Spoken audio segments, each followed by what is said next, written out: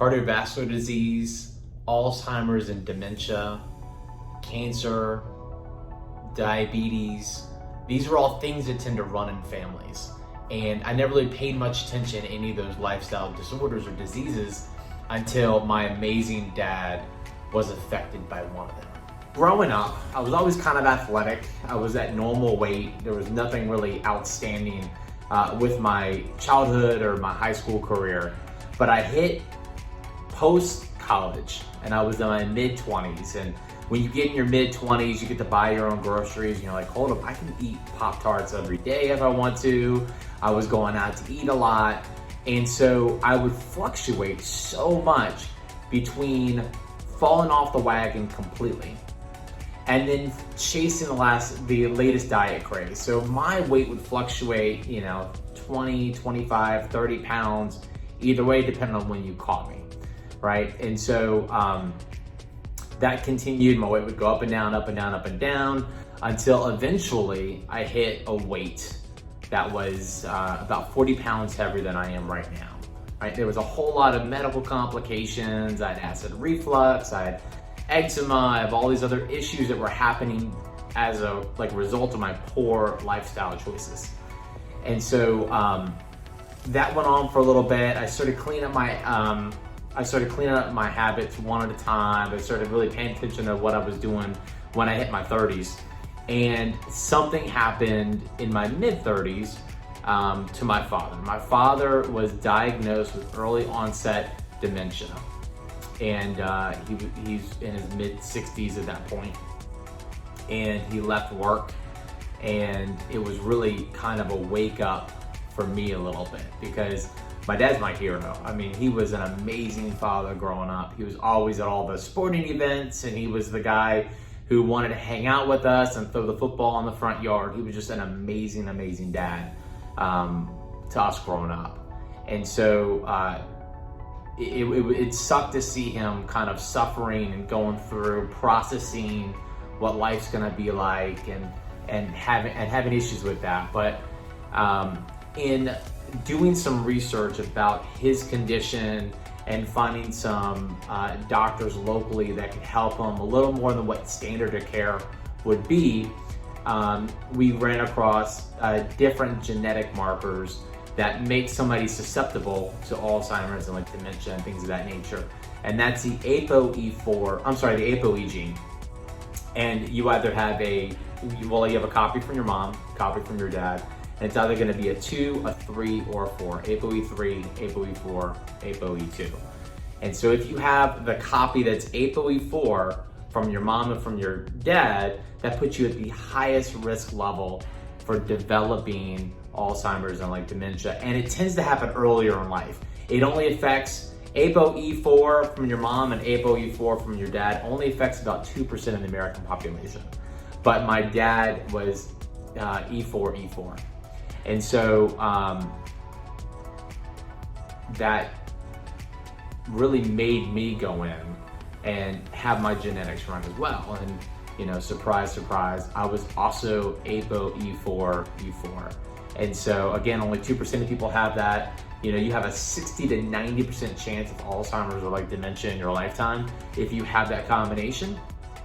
And it tends to happen earlier when you have that combination as well. Given my dad's diagnosis, that kind of made sense. And so I know for a fact that I lived up until that point a much worse lifestyle than my dad did. So I was looking at the future. It was a couple of sleepless nights where I wouldn't really get a lot of sleep. I was kind of contemplating what life could look like in 10, 20 years, whatever. And I am only gonna work out, but so hard. I'm only gonna adjust my lifestyle, but so hard to get six-pack abs. Not really all that important to me, but I will in order to change my life 20 years from now, and also enjoy some of the benefits of living a tighter lifestyle, better lifestyle right now. And so that really made me consider my lifestyle choices up until that point. So when my father was diagnosed, it made me do a lot of research. I did a lot of reading on the subject, what can we do? Because standard of care really was lacking in some information on lifestyle improvements you can do in order to change your outcome when it came to Alzheimer's dementia. And so, I read some great books. Dr. Dale Breedson, I believe is his name, wrote a book called The End of Alzheimer's. I read a couple books in that realm as well. I also talked with a lot of integrative medicine doctors in this area. I've been in the medical field. I've worked in the medical field for the last 10 years, and so I've got a lot of contacts within it.